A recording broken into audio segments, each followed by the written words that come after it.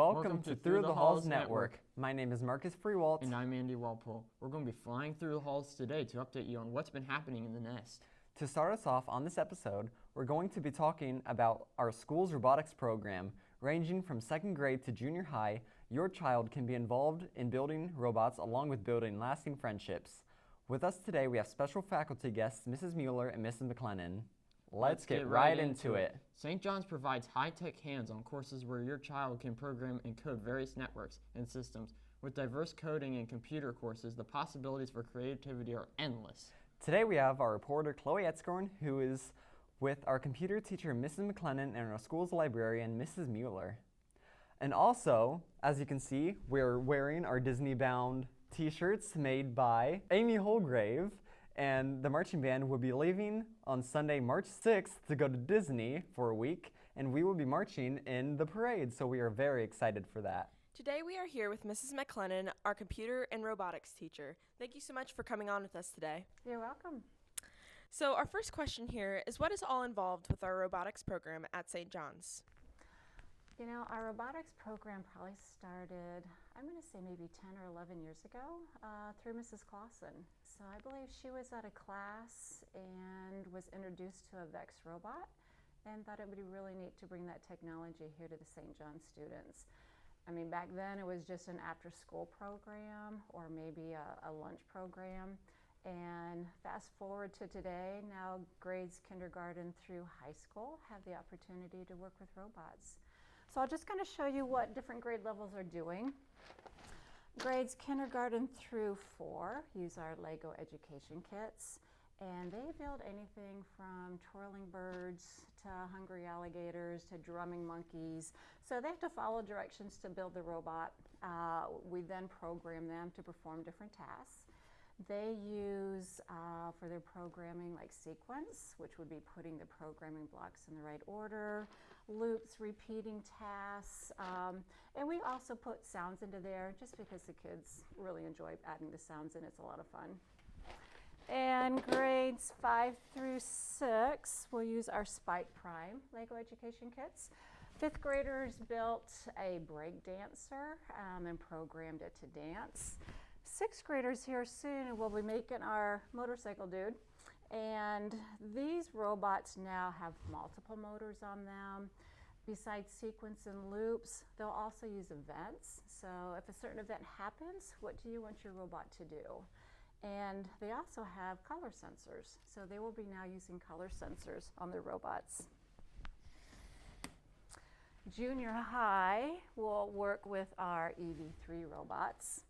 And these robots, they need to learn to master how to maneuver them forwards and backwards, turns. They have multiple motors on them. They have multiple sensors on them. So these are a lot of fun. So once they master how to maneuver the robot, they have a color sensor here that they might learn to follow a black line that's on our robot mat. And then they have to look at our first Lego League mat every year. It's a new mat with new missions on it. And they try to perform, to complete different missions on our mat. And once they do that, then I usually bring elementary classrooms in here and they showcase what they've done with their robots to the elementary classrooms. And the younger kids really get a kick out of what some of these robots can do. Also in junior high, you may get introduced to JD, our humanoid robot.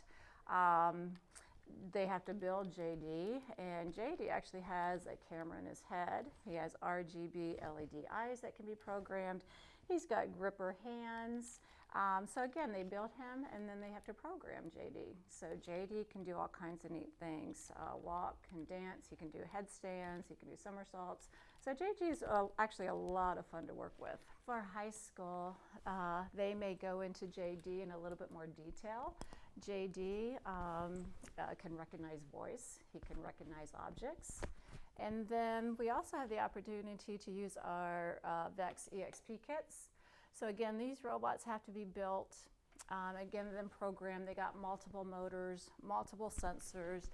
They can either be programmed using remote control or autonomous.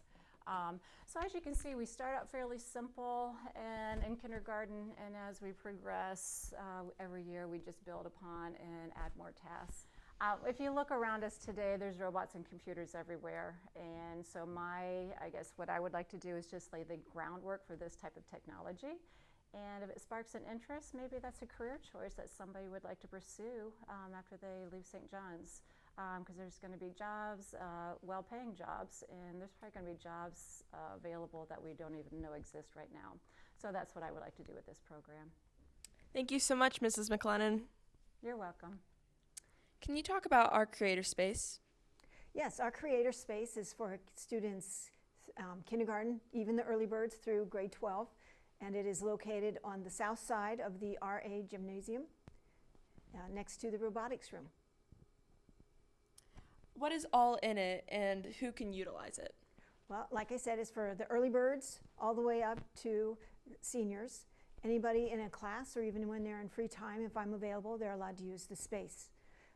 We have all kinds of things. We have a Lego wall that you see behind me. We have machines like a 3D printer and a laser cutter and a CNC router and sewing machines. And we have all kinds of little things for people to use to create. We've got pom-poms, rubber bands, brads, Google Eyes, craft sticks, just you name it, we've got it, and the kids can just use their minds and create whatever they want.